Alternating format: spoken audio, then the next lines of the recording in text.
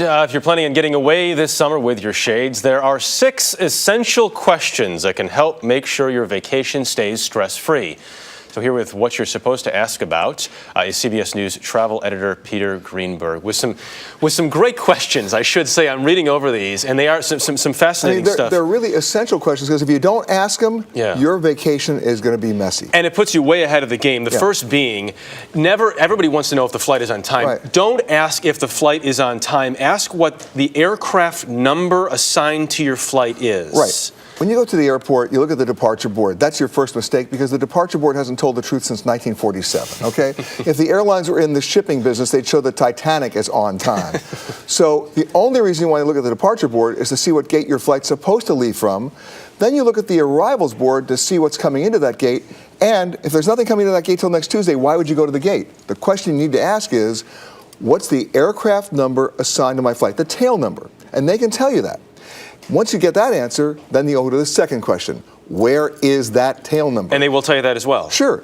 So you say, I'm on flight 105 from New York to Chicago today. What's the tail number of that flight? Oh, it's tail number 89. Where's tail number 89? Oh, it's in Belize?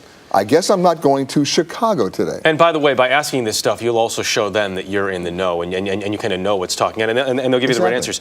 Another question, can I stand by for an earlier flight? Right, because look, we're dealing with delays. So forget the schedule now. When you get out to the airport, especially on hot summer days where you have thunderstorm activity, whatever, there's a high likelihood that there's an earlier flight that didn't take off yet, that is delayed, and that means your flight, even if it's showing on time, even if the plane's on the ground, may not take off in time. Ask if you can stand by for a flight that may even show on the departure board that already left. It didn't. There's about a 40% chance you might get that. Let's talk about hotels. Some very important questions. These are questions before you actually get your room key. Oh yeah, before you ever get that key, right. How close is my room to construction? Yeah, how close is my room to the construction? Because there's always construction going on in every hotel is in a different cycle of either renovation or reconstruction. And the bottom line is this. If you don't ask that question, they will happily give you the keys to the jackhammer suite. and you will be waking up at all hours of the day or night. You need to ask that question. Now, the next question, which is the one that you'll get deer in the headlight looks immediately, right, is you ask the front desk clerk, could you possibly tell me where the floors are in this hotel? Which floors have the booster pumps? Booster pumps. Right, now I'll explain what that means. You like good water pressure in your shower? Of course, yeah. Everybody likes the pressure. Most hotels cannot maintain consistently high strong water pressure in their floors. So what they do is on different floors, not alternating floors, but on different floors, they put in booster pumps. Now when you ask that question to the front desk clerk, chances are that he or she will have to call engineering. It's a 1-minute phone call, and then they'll come back and say, well, you know what, our booster pumps are on floor 3, 5, and 7.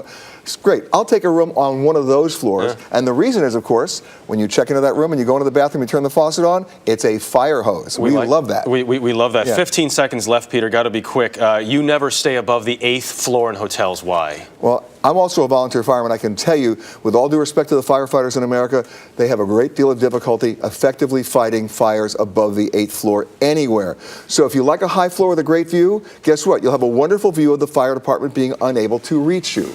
So guess what? Booster pump below the 8th floor and below the 8th floor. Ask about the booster pumps. And the construction. Stay below the 8th floor. Peter Greenberg, always fantastic stuff. Thank you, sir. You got it.